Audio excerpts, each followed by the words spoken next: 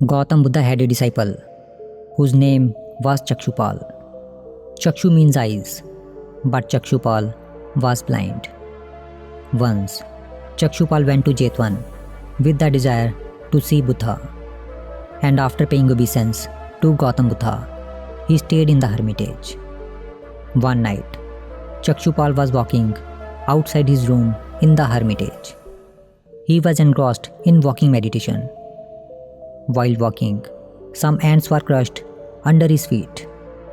Since Chakshupal was blind, therefore he could not see those ants walking on the ground.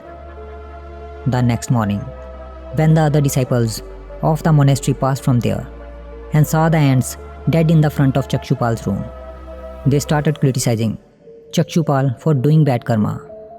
They went to Buddha to complain about Chakshupal.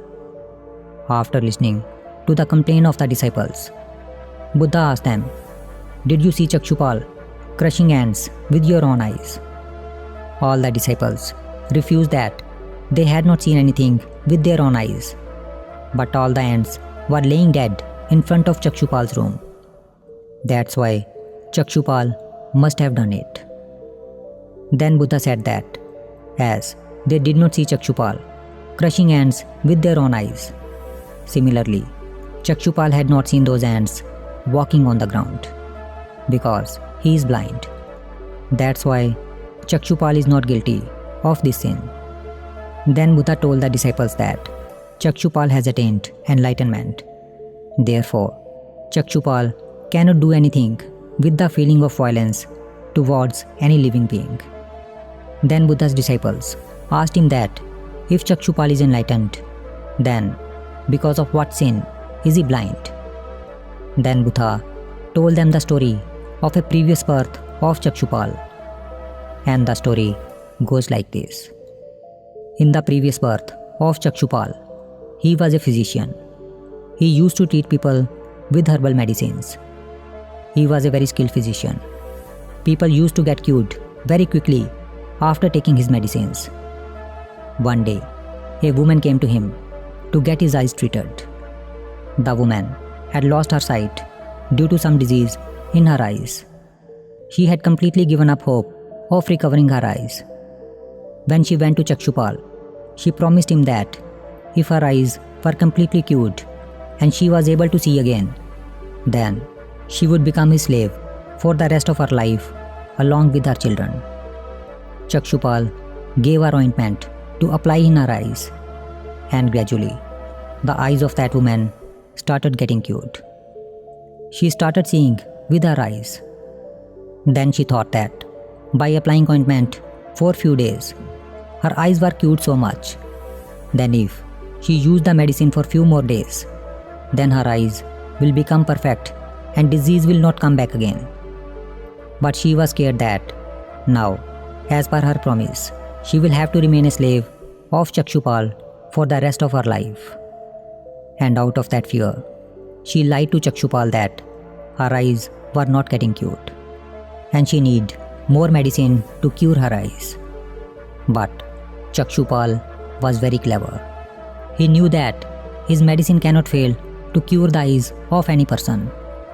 He understood that the woman does not want to keep on her promise of becoming his slave for lifetime. And that's why she is pretending not to be cured.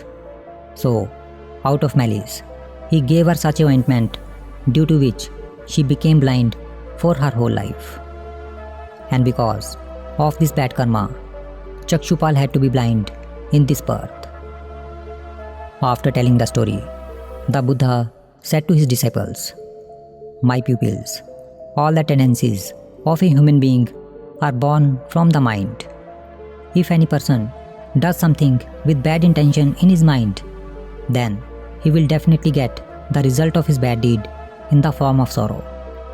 And if he will keep doing such bad karma, then sorrow will never leave him, but will always keep following him, just like in a bullock cart, wheel follow bullock.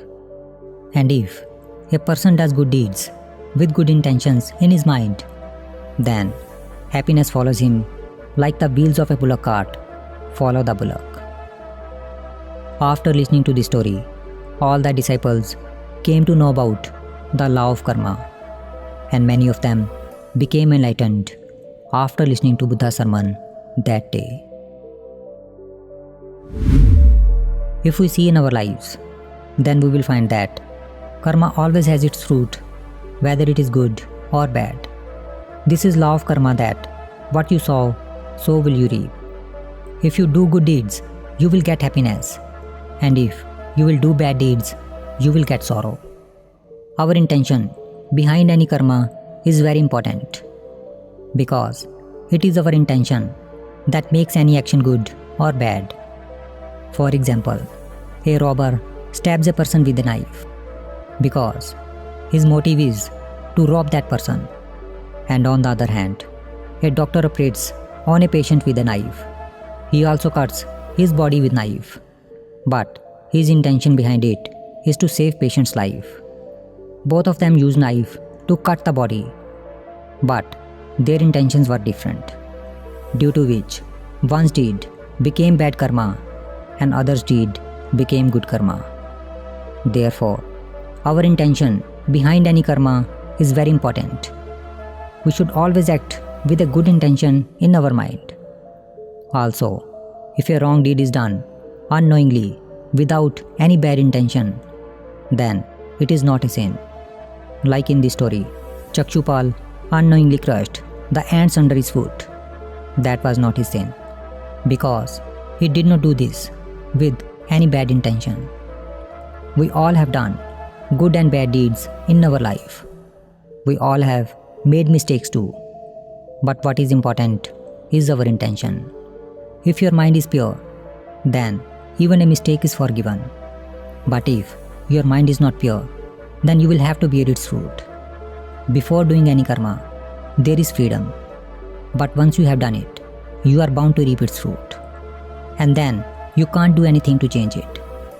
That's why you always have to be careful before doing any karma, because good or bad, what you put out comes back to you.